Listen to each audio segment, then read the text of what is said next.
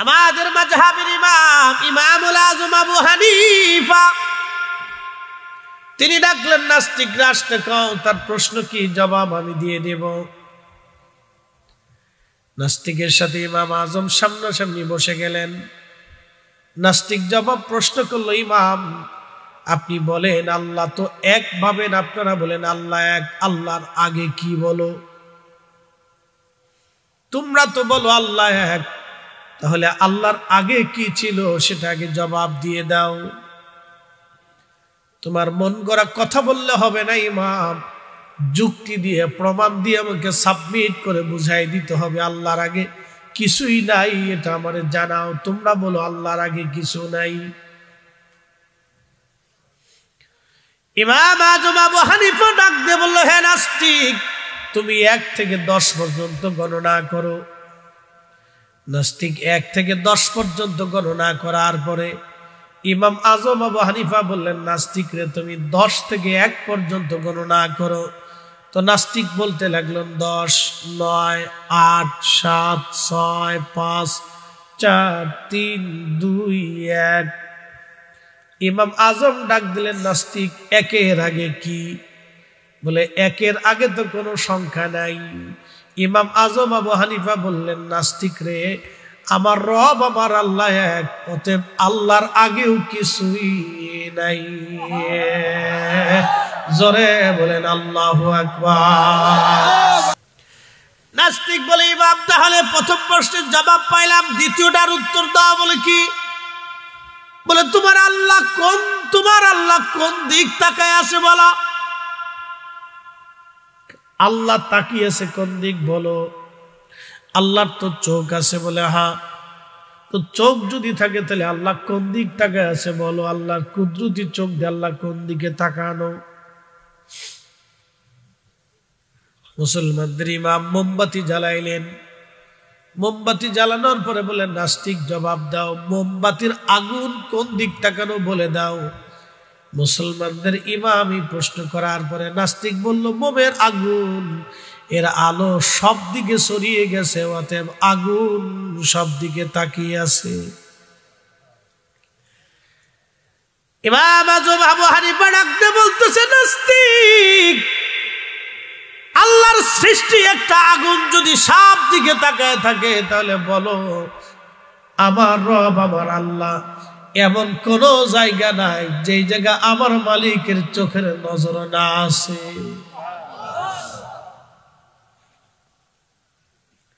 বলে দ্বিতীয় উত্তরও পাইলাম, 3 নম্বর উত্তরটা দিয়ে দেবা এখন। বলে কি উত্তর বলো, প্রশ্ন কি?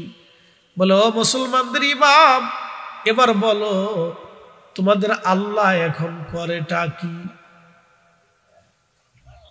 তোমার আল্লাহ করেটা কি এখন কও, বুঝাই দাও। ইমাম আজম ডাক দিল, নাস্তিক প্রশ্নের জবাব দেব, একটু চেয়ার থেকে কি আপনি নামবেন? বলে হ্যাঁ নামতে পারি। নামার পরে ইমাম আজম ওই চেয়ারে বসলেন।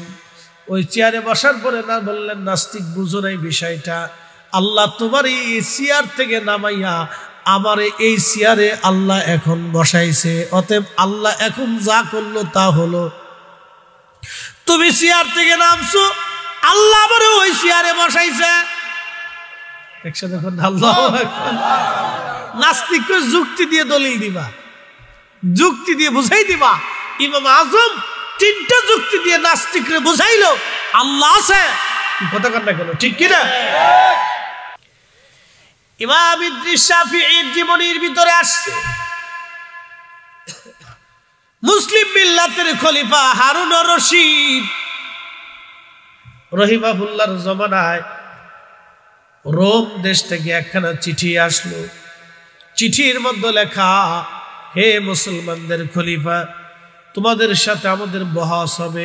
খ্রিস্টান বাহিনী প্রধান রোম রাজ্যের রাজা তিনি বললেন, আমরা তোমাদের সাথে বহস করব, তোমরা বলো আল্লাহ এক এবং আল্লাহর স্ত্রী নাই, সন্তান নাই, ঈসা নবী আল্লাহর নবী, আর আমরা খ্রিস্টানরা বলি ঈসা আল্লাহর বেটা, আল্লাহর ছেলে।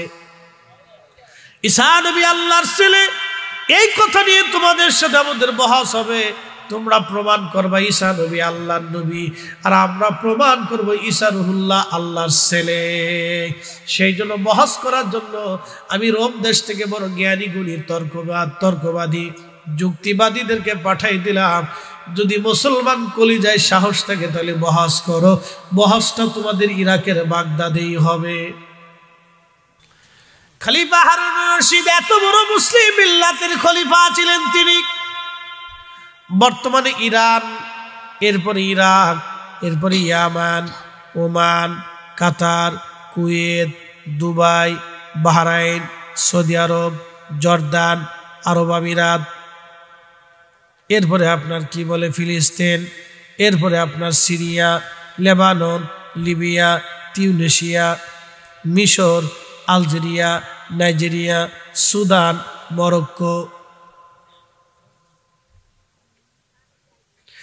বাংলাদেশের সমান প্রায় 1000 থেকে 2000 দেশ যত বড় হবে তত বড় রাজ্যের খলিফা ছিলেন খলিফা হারুনুর রশিদ। একবার জোরে বলা যাবে কে মারহামা। উনার স্ত্রী টুপি বানাইয়া টুপি সেলাই করে সংসার চালাইতো, আর আমার দেশের বেডি স্বামী বিদেশ থাকলে খালি পাখির মতো উঠতে থাকে।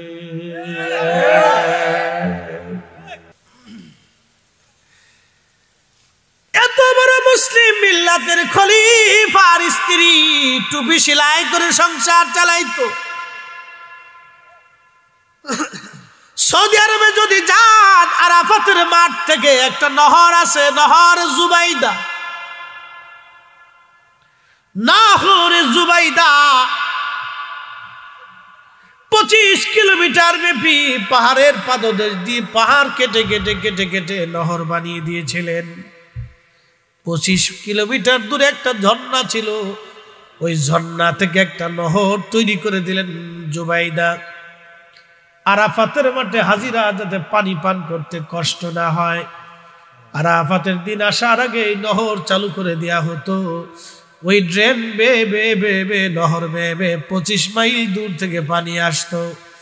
25 মাইল লম্বা করে তৎকালীন সময়ে কোটি কোটি টাকা খরচা দিয়ে পৃথিবীর সবচেয়ে বড় বিজ্ঞ ইঞ্জিনিয়ার এনে নহর বানানো হলো।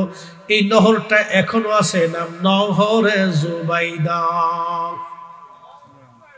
হাজিদের খেদমতের জন্য। একসাথে বলবেন আল্লাহু আকবার। কাদের খেদমতে? হাজিদের। হাজিদের খেদমতে সেই মহিয়সী নারী নহরে জুবাইদা বানিয়ে দিলেন। এখনো আছে সেই জুবাইদা নহর। এত বড় পরহেজগার ছিলেন, তাহাজ্জুদ কাজা করতেন না। আর আমাদের দেশের কত নেতা পাতার বউ যদি হয়, ডিসিএসপির বউ যদি হয়, তাহলে হেঁটে গেলে আকাশ দিয়ে উড়ে উড়ে বাপের সাথে বাপের সাথে ভাও বেশি। এ ভাই আমার মনোযোগ দিবেন। ইমাম আবু ইদ্রিস আশ-শাফিঈ বাহাসের প্রধান হবে হুজুর। খলিফা বললেন তাড়াতাড়ি তার চিঠি পাঠাও। চিঠি পাঠাই ইমাম আজম, চিঠি পাঠাই ইমাম শাফিঈ ইরাকের বাগদাদে আনো। ফিলিস্তিনের চিঠি পাঠানো হলো। বার্তাবাহক চিঠি নিয়ে ইমাম শাফিঈ রাহিমাহুল্লাহর কাছে যায় চিঠি পাঠালেন। পরে খলিফা লাগছে, ইমাম শাফিঈ, আমি বাগদাদের খলিফা হারুন রশিদ, রোম দেশ থেকে একখানা চিঠি আসছে। আমাদের সাথে তারা বহস করতে চায়। বহসের বিষয় হচ্ছে তারা প্রমাণ করবে ঈসা আলাইহিস সালাম আল্লাহর ছেলে, আর আমাদের প্রমাণ করা লাগবে ঈসা আল্লাহর নবী। ঘোষণা দিয়ে তারা সুদূর রোম দেশ থেকে জ্ঞানী গুণী তর্কবাদী এবং যুক্তিবাদীদেরকে নিয়ে তারা রওনা হয়ে গেছে বহস হবে ইরাকের বাগদাদে।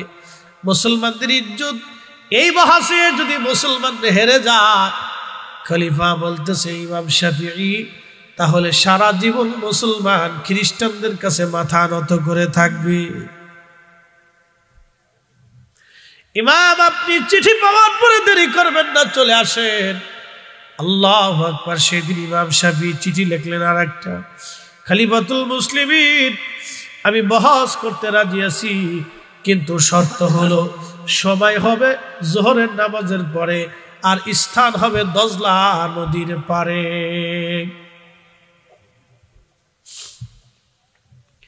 সময় জোহরের নামাজের পর, স্থান দজলা নদীর পার। ইমাম আবু ইদ্রিস আশ-শাফিঈ এই শর্ত দেওয়ার পরে খলিফা বলেন, হ্যাঁ সব শর্তে রাজি, আপনি আসেন। বর্তমান বাইতুল আকসার ইমাম ছিলেন তিনি, ওইখান থেকে রওনা হয়ে গেলেন সুদূর ইরাকের বাগদাদে হেঁটে হেঁটে হেঁটে হেঁটে খলিফাতুল মুসলিমিনের রাজ দরবারে চলে গেলেন। খ্রিস্টানরাও আসলো, দিন তারিখ নির্দিষ্ট হলো, বহাস হবে। লক্ষ লক্ষ খ্রিস্টান, ইহুদি, খ্রিস্টান, মুসলমান, হিন্দু, বৌদ্ধ, পৌত্তলিক, মাজুসি, সব ধর্মের মানুষ আজ আসছে বহাস দেখার জন্য। মুসলমান খ্রিস্টানদের বহাস আজকে আমরা দেখব।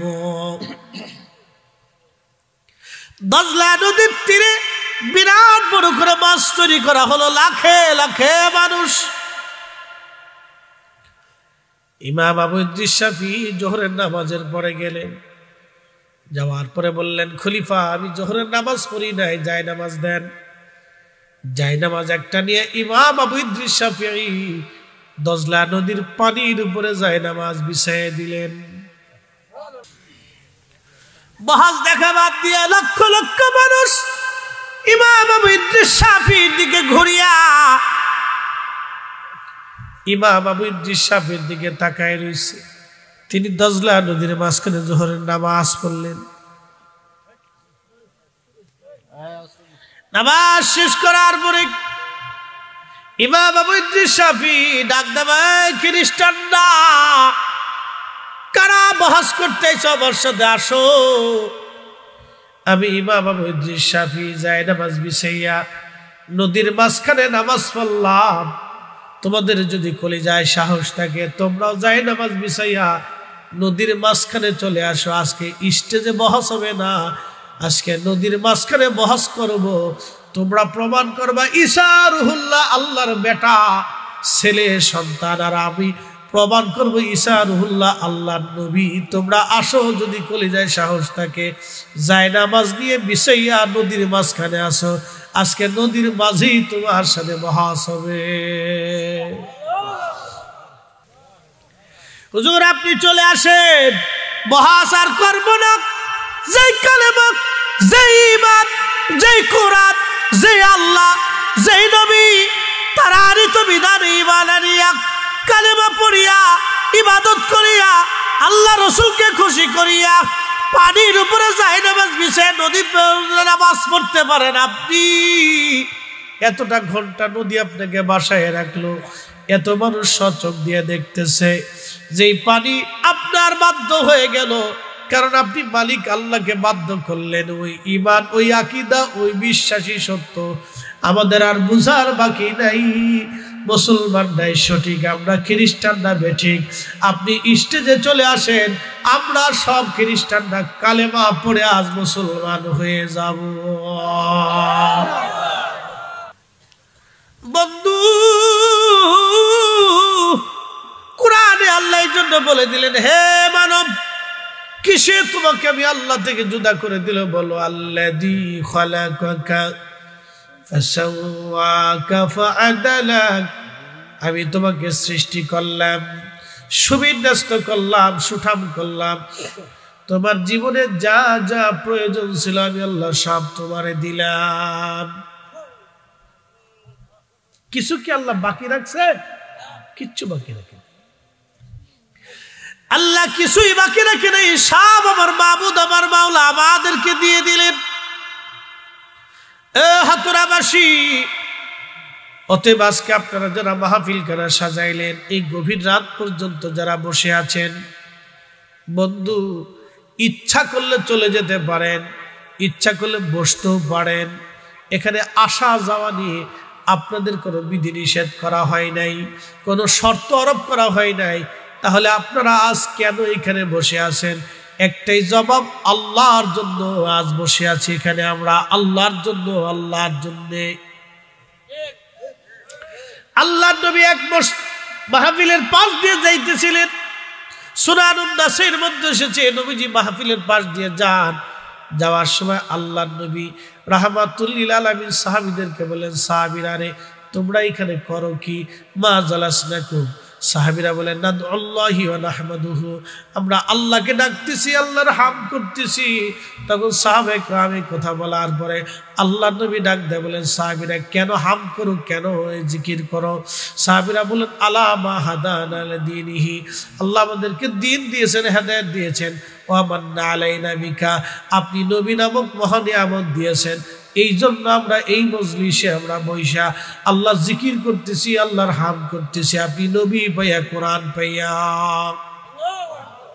নবী পাইয়া, জোরে বলেন কি পাইয়া? একসাথে বলেন কি পাইয়া? আমরা মিলাদুন নবীর মাহফিল দেই কি পাইয়া? একসাথে বলেন কি পাইয়া? নবী পাইয়া মাহফিল দিছি। এখন বেদাত হলে বেদাত হবে, সুন্নত হলে সুন্নত হবে। কি কথা কর না কেন? আমরা রসুল পেয়ে মাহফিল দিছি। এখন কারো ভালো লাগলেও করবে, না লাগলেও করবে, ভালো লাগলেও আসবে, না লাগলেও আসবে। কি কথা ঠিক আছে না ভাই? আমরা কি জোর করে কারো ধরে ভরে নিয়ে আসি? মাথার উপরে বাইন্ধে হাত পা বাইন্ধে নিয়ে এসে বসাই? ওই যে হিন্দুরা মাঝে মধ্যে ভারতে মুসলমানদেরকে পিঠে আর গায়ে খালি কয় জয় শ্রীরাম কর, জয় শ্রীরাম কর, পিঠে আর কয় খালি কয় জয় শ্রীরাম, জয় শ্রীরাম। তো মুসলমান চিন্তা করলো বিপদে পড়ছি, বাসার লেগে কয় জয় শ্রীরাম। পাকিস্তানি মিলিটারি বাঙালির জিগে তুই হিন্দু না মুসলমানকে? মুসলমান। তো মুসলমান তো কালমা বাতা, লা ইলাহা ইল্লা আনতা সুবহানাকা ইন্নী কুনতু মিনাজ জালিমিন। ये বাঙালি তো জঞ্জালি है, तो কালমা নেই, ये तो मुसीबत के दुआ है। স্যার আমি বিপদে পড়ে কালমা সালমা ভুলে ফেলাইছি। তা আমরা বাঙালির হলে এরকম আর কি, সুযোগ পেলে সদ্ব্যবহার করি। বাবা মুসলমান হাতুরাবাসী, ভালো করে বুঝে যাওয়াটা জরুরি। নবীজি ডাক দিয়ে বলেন সাহাবীরা তোমরা কেন আসছো? বলে নবী পাইয়া মাহফিল সাজাইছি। তোমরা কি এই কারণে আসছো নাকি ভিন্ন কোনো উদ্দেশ্য আছে? কসম করো তোমরা। সাহাবীরা বলল হুজুর কসম করে বলি আর কোনো উদ্দেশ্য আমাদের নাই। নবী বললেন সাহাবীরা রে তোমাদেরকে সন্দেহ করি নাই। ফাতানি জিবরিল, জিবরিল আমার কাছে আসলো। ফাখবিরিনি, আমাকে খবর দিয়ে গেল তোমাদের এই মজলিস খানা দেখার পরে আমার আল্লাহ সামাম ফেরেশতাদের সামনে তোমাদেরকে নিয়ে অহংকার করে বাহামুকুমুল মালায়েকা, আবার আল্লাহ অহংকার করতেছে, গর্ব করতেছে। একবার জোরে বলা যাবে কি মারহাবা?